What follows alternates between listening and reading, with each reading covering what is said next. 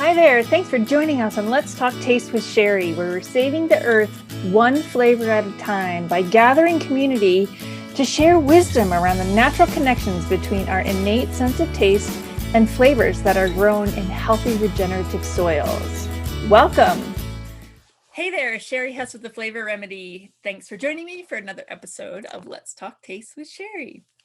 Okay, so today I want to talk about food identities. What is a food identity? How do you identify as your food palette? So let me give you some examples. Are you vegan? Are you vegetarian? Are you paleo? Are you keto? Are you AIP? Are you fat-free? Are you sugar-free? Are you pescatarian, vegetarian, vegan, hippified, dipified? I don't know. What are you? Because when you give me your identity, I will know exactly how you think, how you vote, what you have in your closet, what kind of clothes you wear. These are all the things we do when we create an identity around food. Okay, now I may have just offended a bunch of you, and I really don't mean to. I'm just trying to create an awareness around one more thing that we let complicate our eating world, how we choose to eat. One more thing that gets to get marketed to us, that gets to be presented to us, that gives us some morality or gives us some justification of being healthy or allows us to feel good about the choices we're making, right? Like these are real things, and I totally get it. I understand. I can see why people choose things. I see the thread of how making choices to not eat meat can help support the environment. I totally see it. I understand that, what's happening in our meat industry right now is tragic and awful and creating carbon emissions. And we can go down every thread of why your choice to be vegan is supporting the environment. I get it.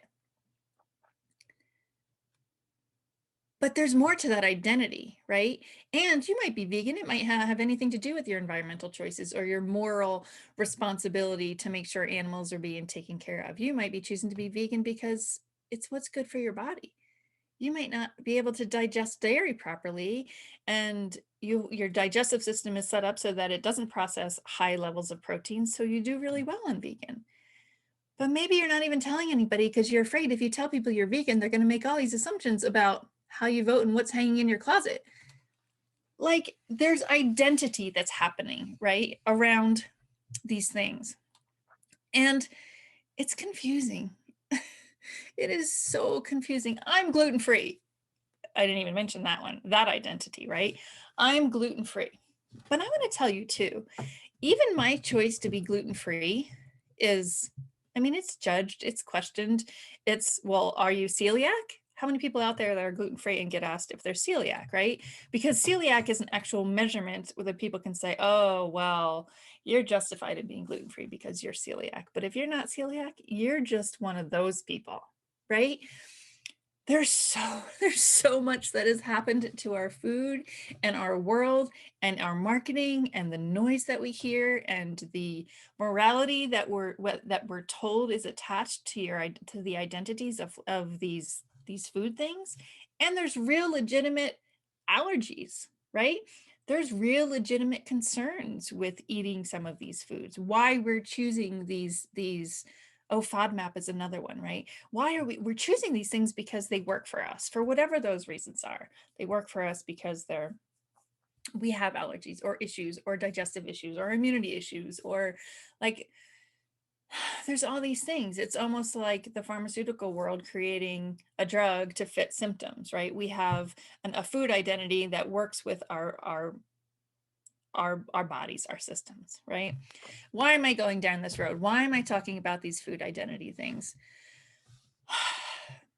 And just to be clear here, I am not trying to throw darts here. I'm not trying to judge. I'm trying to just create an awareness of one more way we are being channeled down these paths of food identity. And I'm going to suggest to you that we simplify it, right? First of all, if you have food allergies and you have foods that you certainly respond to, absolutely positively, we have to pay attention to that first, right? Your health, your body, take care of what works for you first. I'm not saying dismiss these things. What I'm saying is don't stay attached to things as a complete identity for the rest of your life, because your body can change. Our food can change. You can improve your gut health by changing the way you eat. And maybe down the road, you can eat that food that you're allergic to, right? All this is pointing to listening to our own bodies, listening to our bodies. And guess what is another way to do that? Flavor, living flavor, understanding what it is that your body, first of all, enjoys, because that's why we have taste buds, pleasure and variety on the taste buds equals nutrition, right? So learning to recognize flavors, learning to see that the umami flavor that exists in real wheat that we used to be able to eat without issue, that has since been manipulated, coated in chemicals, destroyed our immune system. The big picture here is that the original flavor of wheat, that umami flavor, which represents protein, can be found in other things, right? So these flavors, learning how to recognize that flavors are supporting our body, and just eating what tastes good and supports your body, both of those things matter, not just one or the other. So in other words, don't just eat things that taste good because they taste good if they don't support your body.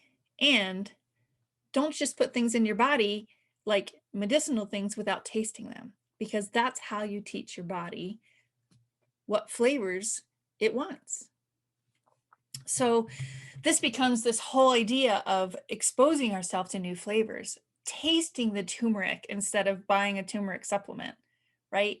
Tasting the cinnamon, tasting the herbs that you grow in your backyard, tasting the medicinal qualities of, say, a rosemary that has this little bit of astringency to it. And when it's astringent, it can, so you can almost feel how it opens up your lungs when you eat it, right? This ability to just lean into flavor as your guide and listen to your body can help us release all the noise around that food identity that you have a death grip on, right?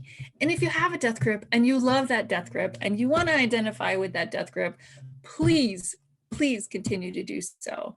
I'm just here to say, to invite you to look at how much energy you're spending attaching yourself to this identity and everything that comes with it.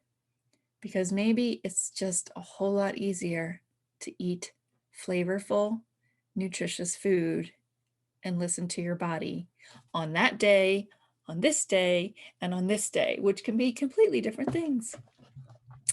What do you think? Are you ready to let go of that food identity? I am.